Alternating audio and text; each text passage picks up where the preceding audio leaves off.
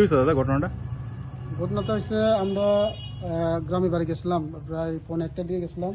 এরপরে আইসি 6:30টার দিকে আই দেখি ঘরটা খুলিয়া করে সব গোডরেজ খোলা, লন্ডমন্ড সব আছে। এরপরে গোডরেজে দেখি আমরা স্বর্ণ জিনিস আসলো যে সব নিচে গা, আর টাকা আসলো 20,000 মতন, স্বর্ণ জিনিস 4 ভরির মতন আসলো, সব নিচে গা। কয়টার সময় দেখেন এই অবস্থা? এই 6:30টার দিকে আয় দেখছি আমরা, সন্ধ্যা 6:30টার দিকে। আচ্ছা, আপনারা কই গেছিলেন? আমরা গ্রামে বাড়ি গেছিলাম। আপনার নাম? আমার নাম হিরণ কুমার দেববর্মা। কি করেন এমনিতে? আমি সার্ভিস করি। এটা কোন জায়গা এটা? ওইটা ওই বনকর।